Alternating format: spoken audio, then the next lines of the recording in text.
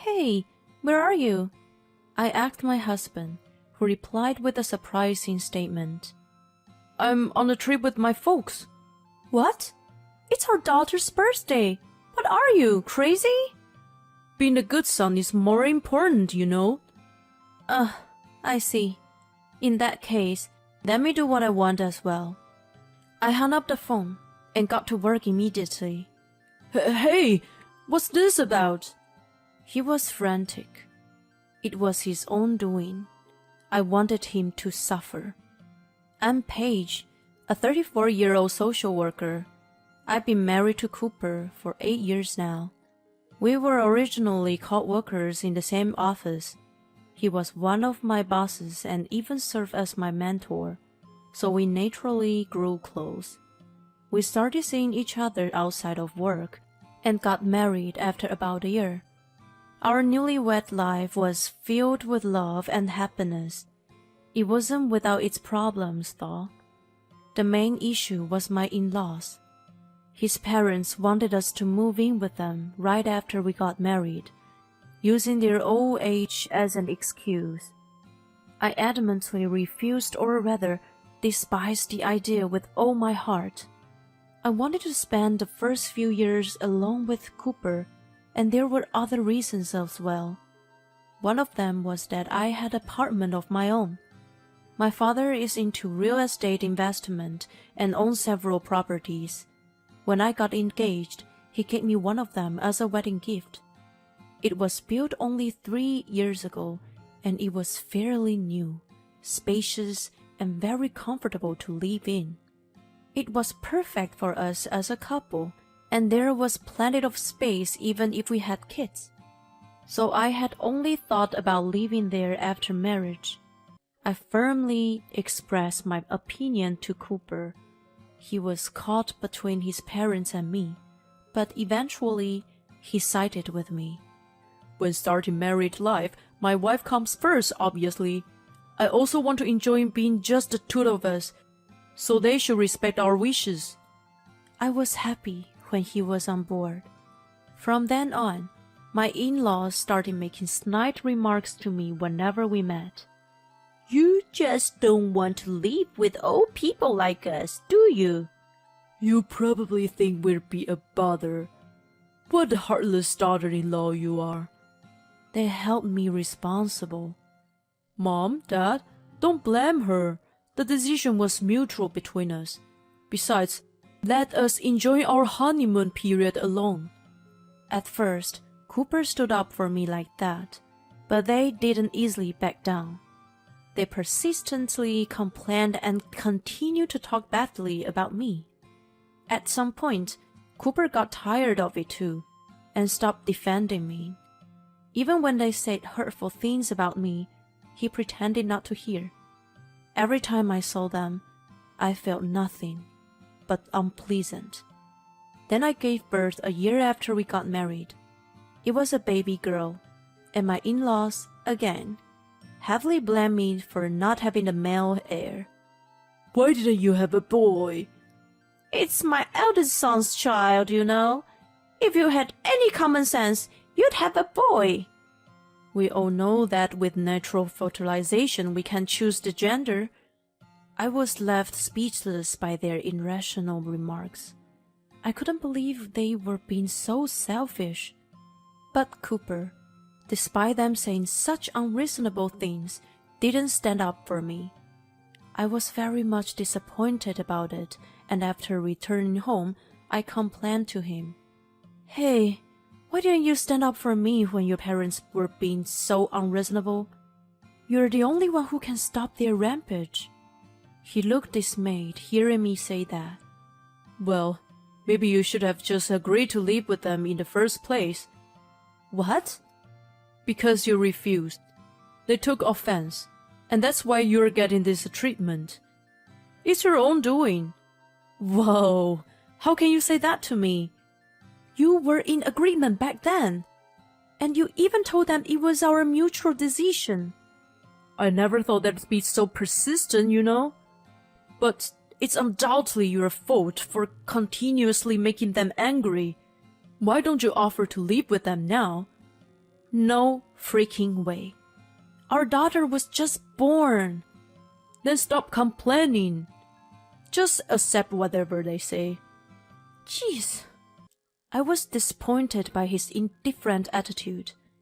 It cast doubt over our marriage for the first time. Well, I'd come to regret it in the end, but at that time, Kiara had just been born, and it was difficult to contemplate divorce. From then on, I focused on taking care of Kiara. I had taken maternity leave, so I spent a lot of time with my daughter every day, bonding with her. Her smiles were genuinely adorable and heartwarming. I thought over and over that I would protect her for the rest of my life. I was just so smitten and in awe of her. Cooper also adored and doted on her. "You're so adorable. Don't grow up too fast." He seemed to enjoy playing with her. During that time of bonding with our daughter, our relationship as a couple was not as strained. It felt like we were connecting through her. As she grew and started speaking, she became even cuter. "Mama, Dada." "Oh, that's amazing! You can code us now!" We were so over-the-top happy that you could probably call us doting parents. Looking back, this might have been the happiest time. My in-laws had no interest in their granddaughter since she was a girl. So, I used childcare as a reason to stay away from them. That way, I avoided unnecessary stress. We went out to different places on weekend and created lots of fun memories. My phone was overloaded with an image of Kiara. Just looking back at them filled my heart with love. As she grew, Cooper began to change little by little. The trigger was his job getting busier, and he started coming home late. Right after we got married, he changed jobs and moved to a different company. After a few years, he was promoted to manager and suddenly became very busy. It was a positive development at first. We had Kiara, and having a higher salary made life easier. It made saving for the future education much more manageable, and we didn't have to restrict her financially if she had things she wanted to do. However, the workload turned out to be more intense than we expected, and he always looked exhausted. He took on additional responsibilities and did overtime every day, so his mind and body didn't seem to get a chance to rest. "Are you okay?" "Yeah, I'll manage." He came home looking drained and had no energy. Plus, he returned too late at night, so he couldn't see Kiara. It was quite tough for him. I wanted to support him as much as I could, but I took over all the household chores and childcare. I also paid attention to what he ate, making sure to include nutritious options. "Is Daddy coming home late again?" "Seems like it. You wanna go ahead and eat?" "Yeah." Kiara was sad that her dad was coming home late. She was getting bummed out about the decreasing opportunities to have dinner together. He was working hard for our sake, so I couldn't blame him. Daddy's working really hard to make sure you can do all the things you love, you know? The fact that we can eat this dinner right now is all thanks to him. So let's be super nice to Daddy, okay? "I'm going to write a card to Daddy." She wrote short sentences on a piece of paper and folded it in half, which she expected him to read when he got home. In it, she wrote, "Thank you for working hard, Daddy. I love you." I knew he would probably tear up when he read it. I wrapped up the dinner and placed it on the table with the card. Since he normally didn't return until around midnight, both Kiara and I went to bed before that. The next morning, the card had been collected, and Cooper woke up looking happy. "Did you get a card?" "Yeah, she's such a sweet kid. It lifted my spirits." "Well, glad to hear. Don't push yourself too hard, honey." Yeah, I know. He said that.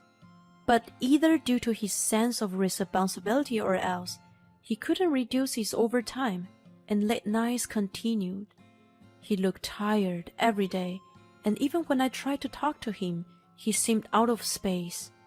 He was also working on weekends, which left him exhausted, and he'd spend Sundays sleeping. We couldn't go on family outgoings, but I also couldn't blame him. In the midst of this, something bad happened. He finally collapsed at work. I received a call from the hospital and rushed over. Oh my God, honey! Oh, I'm sorry to freak you out. I pushed myself too hard, it seems. I mean, this much? Jeez! If something happened to you and you were gone, we couldn't bear it. Sorry, but the company finally realized that they put too much pressure on me. They've decided to eliminate overtime from now on. There were other people who got sick or experienced mental breakdowns because of the workload. They decided to make fundamental changes. That's good news. Daddy! Kiara, I'm sorry for making you worry. Cooper lifted her up to his bed and held her in his arms. She looked happy as he affectionately stroked her back. From now on, I'll work without overdoing it. That's a promise. He wasn't suffering from an illness, and it was simply due to exhaustion. After a few days of observation, including test and treatment, he was said to be discharged. I felt relief upon hearing that. Over the next few days, I took some time off to take care of him in the hospital. Honey, you don't need to come here every day. No way! I'm too worried. Here's a change of clothes. I'll put the pudding in the fridge, okay? Oh, thanks. When you're discharged, let's go out for some good food. Yeah, sounds good. We were enjoying our conversation when my in-laws arrived. Cooper! Oh, God! Are you okay? We heard you collapsed from overwork. Oh, Mom, Dad, I'm sorry for making you worry. They immediately turned to glare at me. You, Paige! How can you drive him to the point of collapsing from overwork? Excuse me? You forced him to work so hard and even made him to do housework, didn't you? You're a terrible woman. I was taken aback by their sudden accusation. Hey, both of you, don't jump to conclusions. I collapsed because my company was giving me too many responsibilities. She was actually worried about me. Even if that's the case, we don't want her around when we are here. I had no choice but to obey. All right, I'm leaving then. Good riddance. I was extremely upset, but they were still his parents, and I had to step back. I didn't want to have a fight in the hospital anyway. I reduced my frequency of visiting since he'd be discharged soon, and his parents were visiting frequently. About a week later, he came back home. Welcome back, Daddy. Oh, I missed you, Kiara. Welcome home. Thanks for everything, honey. We were thrilled to have him back, and celebrated the occasion by going out to a restaurant. It had been a while since the three of us had dinner together, and Kiara was beaming with smiles. Afterward, Cooper was able to finish work on time and return home early. Kiara was delighted that he could have dinner with her. She enthusiastically talked about her daily school experiences. Watching her face brighten up, I was filled with happiness. It was wonderful to spend time as a family at last. After a while, Cooper started to come home late again, although not as late as before, but often around 10 p.m. He also had to work on weekends more often, which made me worry. Hey, honey, are you okay? Is your workload increasing again? Oh, I'm fine. It's not as bad as before, and I'm not as tired as you might think. Alright, if you say so. The opportunities to have dinner together decreased again, which made Kiara sad. Then, when her birthday arrived, a problem arose. Will Daddy come home early today? Of course he will. You guys make the promise this morning, right? So let's prepare a feast and wait for him. Okay. I left work early to get ready. I bought a cake and made all of her favorite dishes, so everything was perfect. We eagerly awaited his return, but he didn't show up even after 8 p.m. Is Daddy coming back soon? Yeah, I'm sure he's already nearby. I sent multiple messages, but they remained unread. I was getting worried. By the time I noticed, it was past 9 p.m. The food was getting cold. Kiara's face grew more and more gloomy. Unable to hold back my frustration, I called him incessantly. I was determined to get through to him. He finally answered after several tries. At last! Aren't you done with work yet? You know it's Kiara's birthday today, right? Yeah, sorry. I heard a lot of commotion in the background. It was definitely not his workplace. I could hear music and chattering. Hey, where are you? Obviously, I'm at work. That's a lie. What's all that noise in the background? You're definitely not in the office. I knew something was amiss, but I never expected to hear what he said next. I'm on a trip with my folks right now. What? We had planned this a while ago. Hold on. How come you're telling me this now? It's our daughter's birthday, you know. You're supposed to be celebrating with her tonight. You made a promise, right? You said this morning that you'd come home early, didn't you? But being a good son is more important, you know. What the? Anyway, it's all your fault. I'm stuck in the middle because you can't get along with my parents, and I have to choose between you. Oh, I see. In that case, I will do what I want to. His outburst shattered something within me. I hung up the phone and got to work immediately. Then, something I never expected came to light. Fueled by anger, I decided to bring Judgment Day upon him. Hey, sweetie, it looks like Daddy can come home soon. We'll have a birthday party with just 2 of us, okay? I started reheating the food.